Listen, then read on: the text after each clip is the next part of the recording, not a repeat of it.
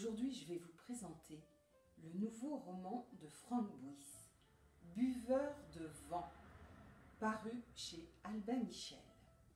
Alors, c'est tout simplement magistral. Pourquoi? Parce que c'est un roman global, total, une allégorie extraordinaire qui raconte le monde d'aujourd'hui, à travers une fantasmagorie fabuleuse. Alors, je ne vais pas vous raconter l'histoire. Je vous dirai simplement que son socle est constitué par 4 personnages, 3 frères, une sœur, des adolescents, qui ont cette idée folle. Souvent, après l'école, ils vont se suspendre le long d'un viaduc avec des cordes. Alors évidemment, c'est très dangereux, mais ils expriment par là leur soif de liberté, leur volonté de s'affranchir du monde sombre dans lequel ils ont grandi, un monde sombre, rude, âpre, violent, et ils ont envie d'autre chose, et ils l'expriment comme ça. C'est aussi le symbole de ce qui les unit si fortement, cette fraternité. Alors, autour d'eux fourmillent quantité d'autres personnages, tous plus extraordinaires et intéressants les uns que les autres.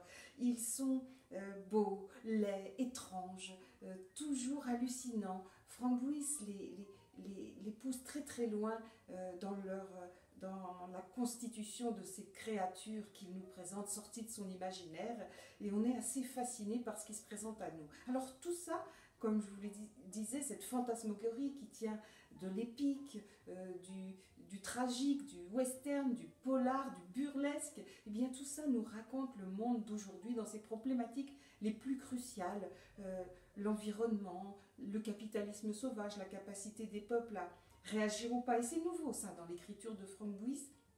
Il introduit une dimension sociétale qui n'y était pas auparavant et qui fait certainement passer son œuvre de forte à puissante. Et puis, nouveau aussi, la lumière. Il y a de la lumière dans ce roman noir, et là, la définition est beaucoup trop restrictive. On a une lumière qui explose tous les codes, et cette lumière-là, elle tient à des personnages qui parviennent à s'affranchir de leurs conditions, à des formes d'espoir, un avenir qui se dessine, qui passera peut-être par la destruction. Mais voilà, il y a quelque chose de lumineux qui n'y était pas avant, qui était juste amorcé et qui là s'exprime pleinement, une lumière dans la noirceur. Et puis surtout, ce livre est une déclaration d'amour à la littérature.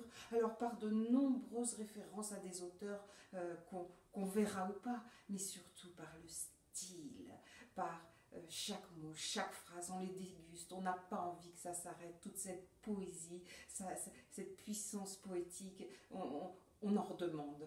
Voilà. Donc ce livre nourrit à différents endroits. C'est un reflet de notre monde, c'est une puissance littéraire. Vous allez adorer.